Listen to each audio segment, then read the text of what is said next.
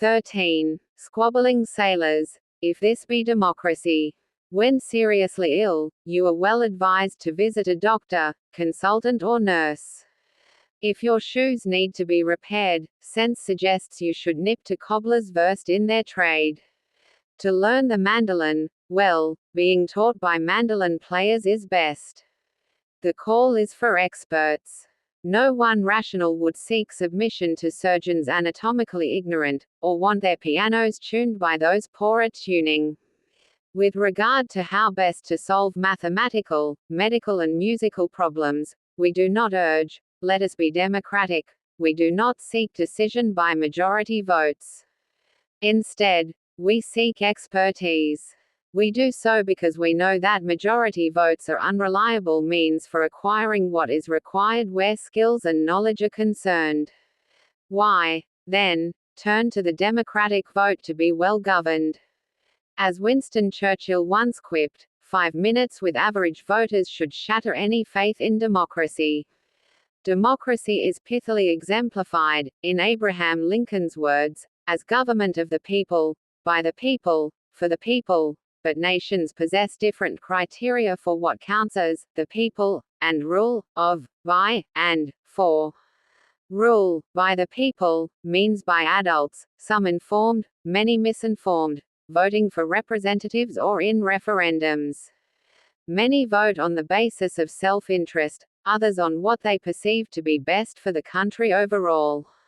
The rule may be by so-called majority votes derived from a rag bag of differently sized constituencies on a first-past-the-post system or on a proportional basis. Whichever means are deployed, there is no good reason to believe that the resultant government and policies will be best or even much good, or even representative of a mysterious will of the people. Judging what is good for society requires assessments of economics, morality and sociology, involving the causes of crime, alienation and illness, and the socio-economic consequences of taxation levels, nuclear power and going green.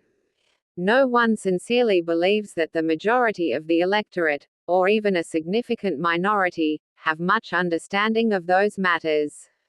True, where experts disagree, the expert majority may be followed. Democracy, though, gives the vote, not to experts, but to virtually all, and the all easily swamps those few with relevant expertise.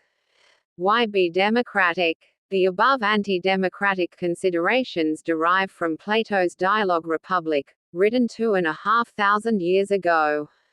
Plato reminds us that, when on a ship, we should prefer to be navigated by the expert navigator, not by squabbling sailors, and not by squabbling sailors even if we are the sailors, voting on likely weather conditions and the location of hazards. Plato's squabbling sailors may be seen as the mob, rule by the mob being an ochlocracy, distinguished in the ancient world from democracy. Democracy, in Plato's times, applied to rule by citizens of a certain status. It could be a direct democracy, where relevant citizens would gather in the city square, argue and then directly vote on proposals. Because of this ancient understanding, James Madison, a founding father of the U.S., described the states as a republic rather than a democracy. Today's democracies are very different from the ancients. Today's are usually orientated to professional politicians competing for votes to become the people's representatives. The voting mechanisms are likely to give power to representatives who are persuasive and charismatic, with commercial support. That is one reason why, in some ancient democracies, the leaders would be selected by lottery. It avoids the charismatic charmers having unfair advantage over the plain and bland. What is wrong with Plato's argument? Plato's ship analogy may be used to attack his position. Plato's navigator is no regular navigator who merely sails his passengers to their chosen destination. Plato's navigator sees his professional duties as extending to choice of routes and destination. It is as if a waiter's role is not merely to take your order and serve dinner, but also to tell you what you must eat. Mind you, this happens in some restaurants. The above criticism of Plato's analogy has its own defects. It suggests that there are significant areas of political decision-making that should be determined simply by what people happen to want. At the restaurant, I may fancy lamb today rather than salmon. Society, though, is far from that simple. Even in the restaurant, there could be discussion about which is better for me, given my heart condition or concern for animal welfare. Citizens may mistakenly think, for example, that their best interests and societies are served by tax reduction for those already relatively well off. The criticism of Plato's analogy may also give rise to the crude and mistaken idea that, with regard to values, one person's opinion and hence vote is as good as another's, as if anything goes, with regard to what is right and what is wrong. Plato reminds us, albeit with exaggeration, that we can make mistakes about routes and destinations, about what is worthy of desire and which values a society should prize. This may point to the ideal, very much an ideal, of a small direct democracy in which well-informed people debate and discuss, reaching a unanimous view about the best way to run their society. There is, though, no reason to think that, even with maximum goodwill, with all voters intelligently seeking the best for society, there would be agreement about the best means and ends. Reflection in a moral sense, for example, led well-meaning people to value fair treatment, but disagreements still arise over what counts as fairness in, say, taxation, salary levels, university admissions and welfare benefits. Priorities conflict. Democratic voting is machinery for delivering decisions, and, whatever the decisions, voters have at least participated in the mechanism. That may increase the likelihood of consent to the resultant government and laws. You as voter take part, but, of course, if the electoral mechanism delivers a result opposed to your vote, if you are in a minority, then you may be alienated by the result, with your liberty infringed. You may have voted for voluntary euthanasia, legalized brothels and high levels of inheritance tax, yet the elected government legislates in a different direction. You cannot then identify with that society's values. People remain part of the electoral process, even when their voting choices are severely limited and ineffectual.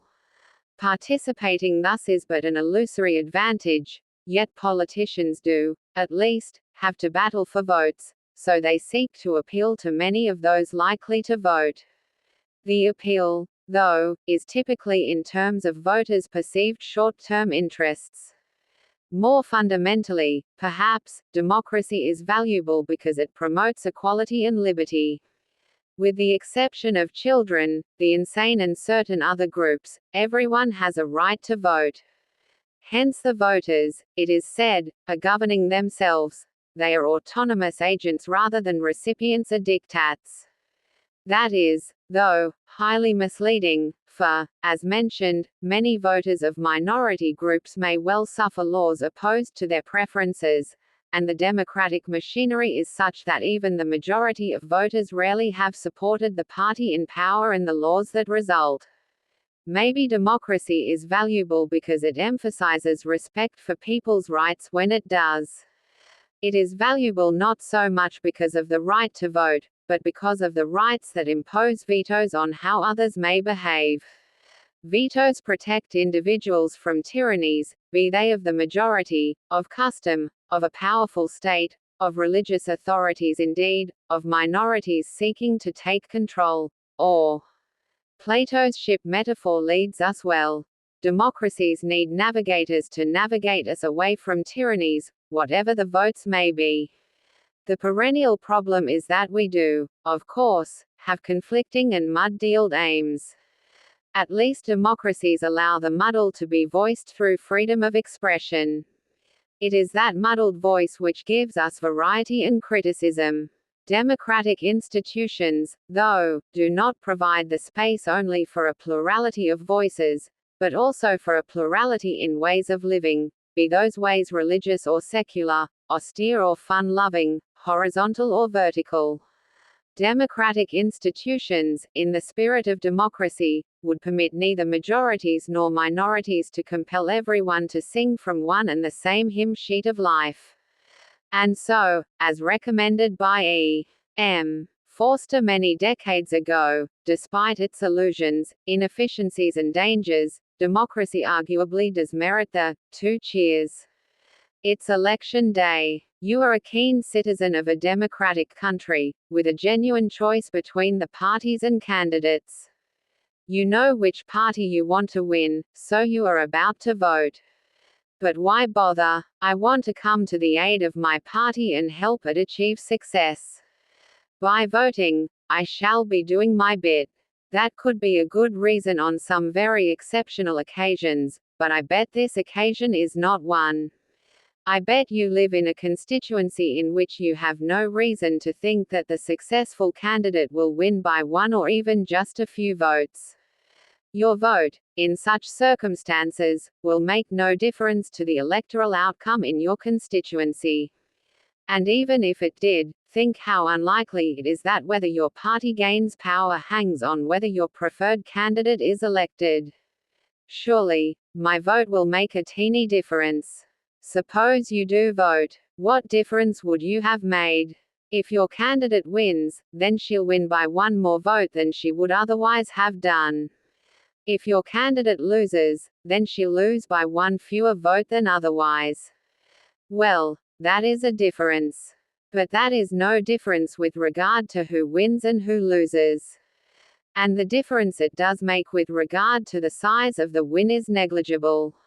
No one seriously thinks that a candidate who receives 29,547 votes would be so sensitive that she would be even happier had she received 29,548.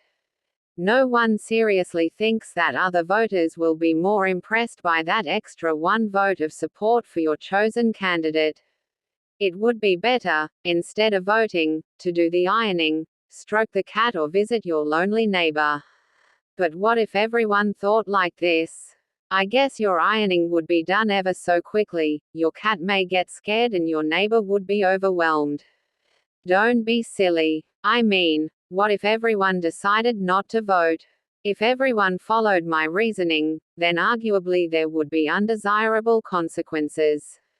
But not everyone is going to follow the reasoning and think in this recommended way. So the what if everyone test is redundant. Why vote? Some things that we do make only a very small difference, maybe a difference that we do not even notice, yet nonetheless a difference. If we join others who are also making only a very small difference, we may contribute to an overall big difference. In times of water shortage, cutting down my water use will not be noticed, but it does contribute in a teeny way to the overall reduction. In a tug of war, perhaps my contribution to my team's tugging is puny and my team would still win without it, yet, by joining in, I am helping to secure the winning outcome. Other members of the team need not tug quite so much. Voting is different. Suppose that I do not vote. If my candidate loses by more than 1 vote, then had I cast my vote I should still not have helped her to win. If my candidate wins, then had I cast my vote I should not have made a difference to the fact that she won. There are some reasons to vote that may stand up. You may feel it is your duty as a citizen. Mind you, it would be a curious duty, seeing that it is one without point. You may simply enjoy taking part or being seen to be casting your vote. In skeptical mode, we may endorse Mark Twain's observation, if voting made any difference they wouldn't let us do it.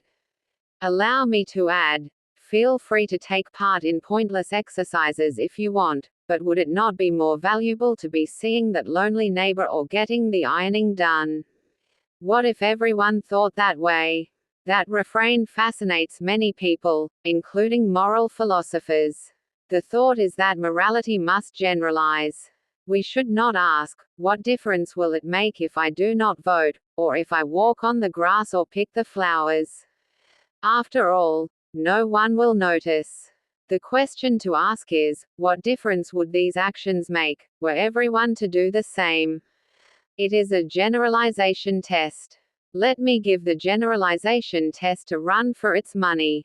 Suppose that I really should take into account the consideration, what if everyone? What if what exactly? What if everyone who knew lots of other people were going to vote decided not to vote and do something more worthwhile? There is now a muddle over how to include or exclude knowledge that many people will in fact vote. Maybe I should ignore all facts about anybody else voting and act as if I am going to be the sole voter. Then my voting becomes highly, highly important, making the electoral outcome hang on my vote. Were that right, I should risk life and limb to vote. But that cannot be right, for I surely do not remotely rate my voting as that important. We need to return to what is actually, in all likelihood, going to happen, rather than to the what if. What others do is sometimes affected by what I do. If I am the Prime Minister's partner, the latest pop group idol, or a charismatic drug-crazed model, then, announcing that I cannot be bothered to vote may well influence others not to vote. Most of us lack such influence. So it looks like ironing, cat stroking, or neighbor visiting should be our task at the next election. Mind you, I strongly recommend that you do not spread this argument around.